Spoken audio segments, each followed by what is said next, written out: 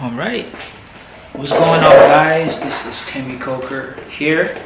As promised, I was going to do a Q&A question for you guys. So I'm going to read a couple of questions that I've gotten, and I'm going to try and answer them to the best of my ability.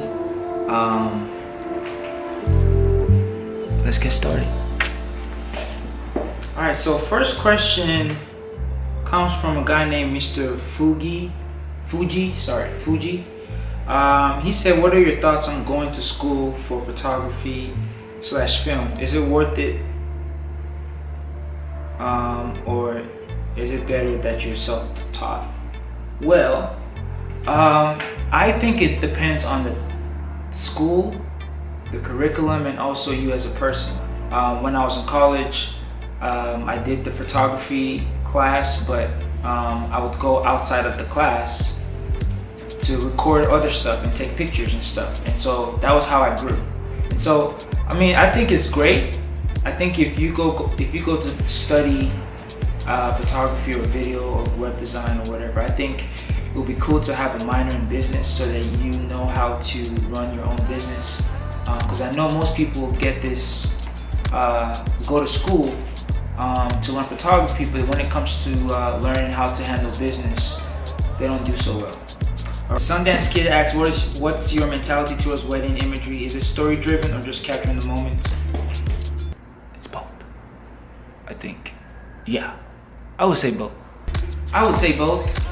But mainly I think it's telling the story, just capturing what I can about that day. But my biggest thing is to always try to do it creatively. So I will be shooting through paper, shooting through I don't have a glass, it's just a water bottle, but I will shoot through a glass. I'll have a crystal. I would do whatever I could to make it creative, because that way it pushes me as far as focusing on what is important, but also trying to showcase what I am focusing on in a creative way. And so every wedding I try to approach it differently, and I try to push myself creatively. What motivates you to make such type of art? I just love creating, man, and I think it's a gift, and I think it's something that I shouldn't just keep to myself. So it motivates me to just create things out there that I know people can relate to, that I know people can connect to. That's why I did my Temi by Nigeria. That's why I did my Temi by Nigeria project. I went to Nigeria and I just wanted to document Nigeria in a different way than what people saw on TV. Yeah, when I take the approach to photography, I try to do it in a creative way. He says, hi Temi, what do you advise as per growing as a photographer and developing a style?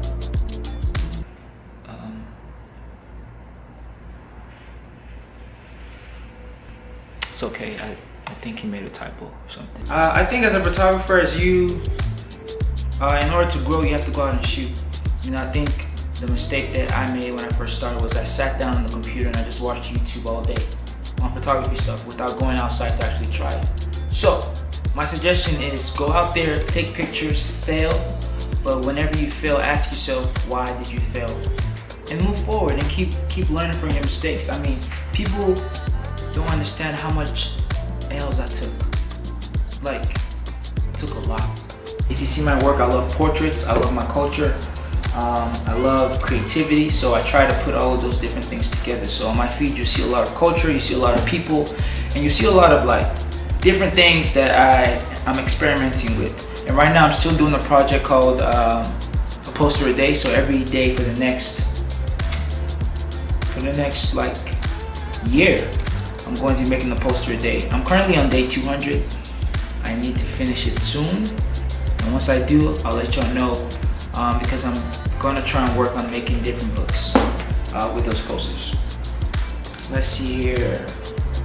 The Dani, who is a she? She asks, do you mainly use Photoshop for editing or Lightroom? I use Lightroom just because I can copy and paste my settings and different things like that. However, I still use Photoshop. I use Photoshop mainly if there's blemishes that I need to take out, if I need to do if I need to change a specific color on the picture rather than change the whole thing, I would do that as well. And I also use Photoshop when I'm making my poster day stuff or Illustrator. But yeah, for editing anything, I stick with Lightroom. Someone asked me, Jeremiah Patterson Jr., he said, what camera would you suggest for someone who has a low budget but needs higher quality content? I don't know if that's possible. That's just my opinion. I think if you want quality, you have to also be ready to pay for that price. Jeremiah, I would say a good camera to start off is the T3i, or the Nikon D3100, or the Sony A6000. I love the Sony 6000 series just because they are small and compact.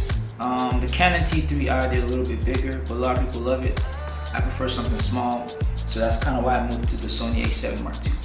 And Jeremiah, I see that you said you wanted to use it for videos and vlog type of material.